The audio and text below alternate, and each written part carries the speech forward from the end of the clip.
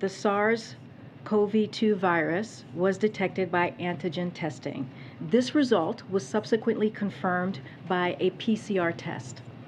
On questioning, President Biden is currently experiencing mild symptoms, mostly a runny nose and fatigue, with an occasional dry cough, which started yesterday evening.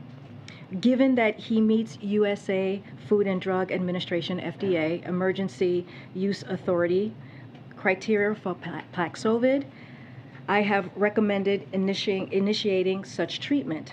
The president is fully vaccinated and twice boosted, so I anticipate that he will respond favorably as most maximally protected patients do. Early use of Paxlovid in this case provides additional protection against severe disease. He will isolate in accordance with CDC recommendations. I will keep your office updated with any changes in his condition or treatment plan. I also wanted to provide you with a brief readout of the President's activities today. The President has been working from the residence, like so many of us have during this pandemic, doing calls with senior staff, including the Chief of Staff, myself, and Dr. Jha, who's here with us. As we read out, the President also called Senator Casey, Representative Cartwright, mayors of Scranton, Mayor of Wilkesboro, and Representative Clyburn. The President also called a few of his cousins from Scranton who were set to attend today's event in Pennsylvania. And he spoke with Ambassador Giddenstein and Cornyn. You all have seen the photo he posted on and the video that was just released to all of you out of transparency moments ago. The President will continue to work from the residence. Today, as you all know, as I just mentioned, and as we sent out earlier, Dr. Ashish Jha, our COVID-19 response coordinator, is joining us today in the briefing room. And as I tweeted out earlier, Dr. Jha and I spoke to the President this morning, and he said he's feeling fine. He has a little dry cough, as I just mentioned from the doctor's letter, a little runny nose.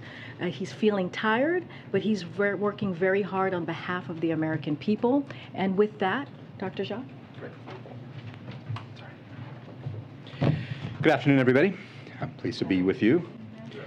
As Karine mentioned, I spoke to the President earlier. I also spoke at length with Dr. O'Connor, who is the President's personal physician. And I'm happy to share the readout of these conversations with you, and then I'm happy to take questions. In terms of my conversation with the President, he sounded great. I asked him, Mr. President, how are you feeling? He said, I'm feeling fine. He said he was feeling fine. He had been working all morning. He hadn't even been able to finish his breakfast because he had just been busy. I encouraged him to finish his breakfast. In terms of my conversation with Dr. O'Connor, we talked at length about what happened this morning. As Karine mentioned, the President got his regular testing that he does on his regular cadence. After he tested positive, he reported these symptoms that have been described. Dr. O'Connor examined him thoroughly, found his exam to be normal, to be at his baseline. And then obviously he recommended that the President take Paxlovid. The President accepted that recommendation and has started Paxlovid and has taken his first course already. I want to also just take a minute to sort of mark this moment.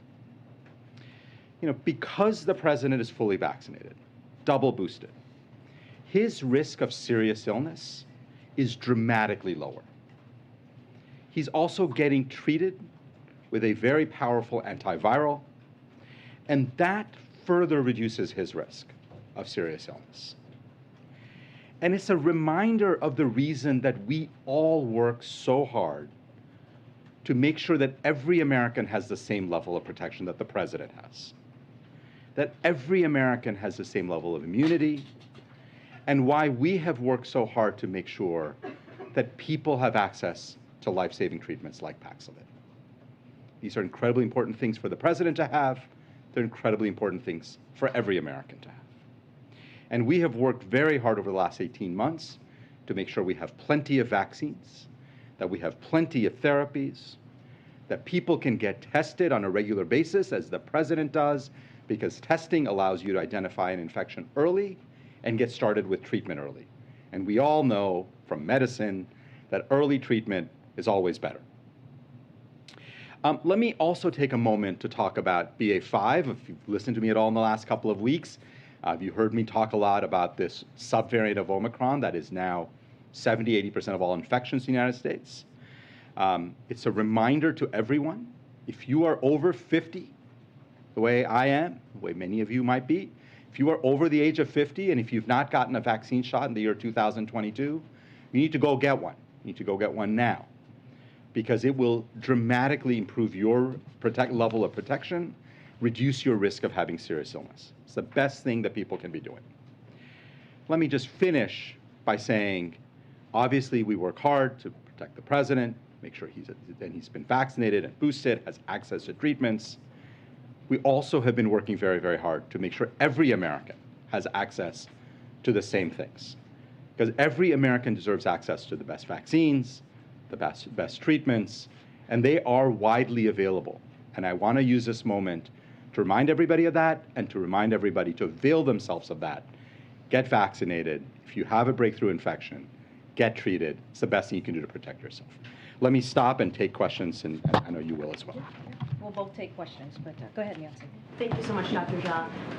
Has the president been tested to determine which variant he has? Is it BA.5? And if so, what does that say about his prognosis? It's a great question.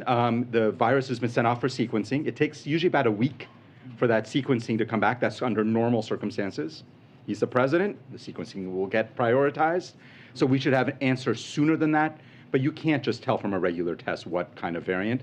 So the sequencing results will be back at some point less than a week from now. And has the president had to halt any of his regular medications now that he's taking Paxlovid? And what are you doing to mitigate the risk from halting those medications? Yeah, so this is I had a conversation about this with Dr. O'Connor. There are two medicines he's on, Eliquis and Crestor, cholesterol-lowering medicine, and a blood thinner for his atrial fibrillation, both of which need to be stopped when you take Paxlovid. It's a very standard, common thing that we do when we give people Paxlovid.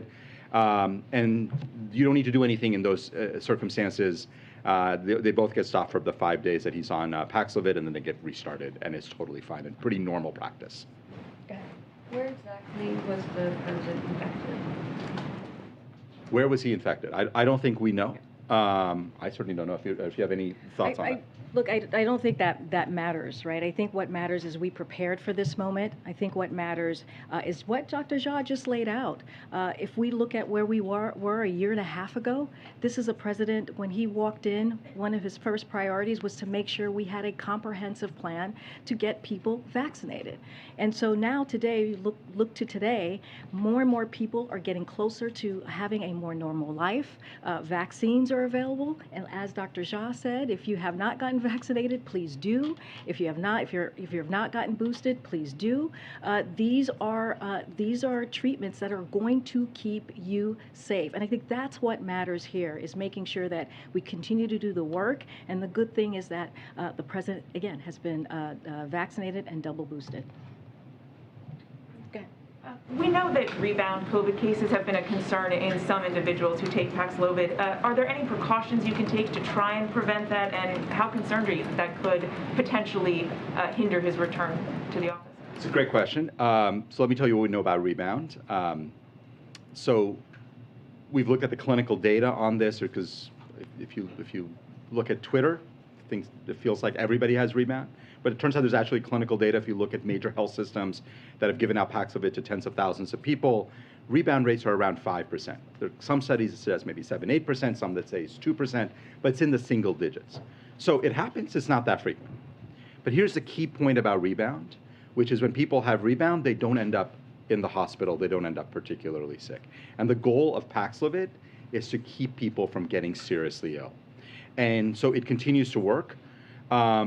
His physician is in charge of taking care of him. Obviously, the president will continue to be monitored, as he is, but the Paxlovid is working really well at preventing serious illness, rebound or no rebound, and that's why he was offered it, and that's why the president took it. And you mentioned the symptoms that the president has had so far: runny nose, fatigue, dry cough. What other symptoms are you looking out for at this point? Obviously, this is the beginning of this, and what would warrant hospitalization? So right now he feels really well. Our expectation is that he's going to continue to have mild illness, and he's going to be monitored for his symptoms. I mean, you ask him, you know, kind of every day. I asked him, like, how is he feeling? Is he having any other symptoms? He's not. I think we're going to continue monitoring that, and I don't like. I think that is the plan right now. Is that he's going to get care the way he would. I mean, I was going to say the way he would any other person. He's the president, so obviously he gets extra attention. But I don't think we have any expectations of any other symptoms at this point. I'm going to go to the back. Go ahead, April. Come back. I want to follow up on that on a couple of questions. So if the president's oxygen level went down, would he be a candidate to go to the hospital? So at this point, I generally want to avoid hypotheticals. He is breathing well. His oxygen level is normal, and he's, I was going to say resting comfortably. He's actually not resting comfortably. He's working comfortably in his residence. But that's not a hypothetical in COVID, sir. And the next question, in this moment, we understand that the incubation of COVID is 2 to 14 days. Has the White House reached out to those the president has been in contact with, in-person contact with, in that period of time? So CDC has very clear protocols on this. In terms of when people are contagious pre-symptoms. The White House Medical Unit is conducting right now a contact tracing, and they are contacting every single person who meets the CDC definition of a potentially close contact. And speaking of the CDC, this last question, the CDC says if you are in a high-risk area, and a large swath of the nation is in a high-risk area, they recommend wearing masks indoors. In this White House, we're still seeing people back and forth. DC is is in that high category. Is there now a push to tell people to start wearing the masks indoors, especially as the president now we see has COVID? I actually, off the top of my head, can't remember where DC is on the orange, yellow, green map. So I'm not going to kind of do this off. But the bottom line is we follow CDC guidelines. And the policy at the White House is to follow CDC guidelines in terms of mask wearing based on CDC's COVID community levels. Go ahead, Ashley. Thank you. Will the president resume public events in 5 days if he tests negative, or will the White House be more cautious and have him isolate for 10 days? So the plan right now is to follow. It's actually, we do CDC guidelines, but we actually go beyond CDC guidelines. So he's certainly going to isolate for at least 5 days. And he will return to normal activities after he's had a negative test. And I'm also curious, what precautions, we saw that video the president put out, what precautions did you take for the person who filmed the video? Yeah, I just want to touch on a couple of things. So, look, right now we heard from the doctor, Dr. O'Connor, his personal doctor, and he has mild symptoms, and he's continuing to continue to do the work of the presidency from his residence, and I think that's important. And to your question, April, every person reacts to COVID differently. So it is a hypothetical, right? We're going to keep an eye. The doctor's going to keep an eye on him. I think what's important, though, and I really want to take this opportunity to say this, and Dr. Jha said this as well, is that he is vaccinated and he is double boosted, which gives him protection, right? Which makes it puts him in a good position, just like every other American that he fought so very hard for, to make sure that we had a comprehensive COVID plan to get people vaccinated, boosted, and also Paxlovid, right? And so what we need to know is he has mild symptoms, and he is going to continue to do his work, as we've seen from the video. Ashley, I'm going to take your question right now. Look, in the video that you saw, there was his videographer was there with him, wore an N95 mask, had the appropriate distance, the 6 feet distance, in the same situation as well with the photo. And as you saw in the video, he was outside, so we did that outside. And with the photo, he took off his mask so that the American people could see him and see directly, see the work that he's doing, and that he's sitting at his desk continuing to do his work. But just wanted to give that.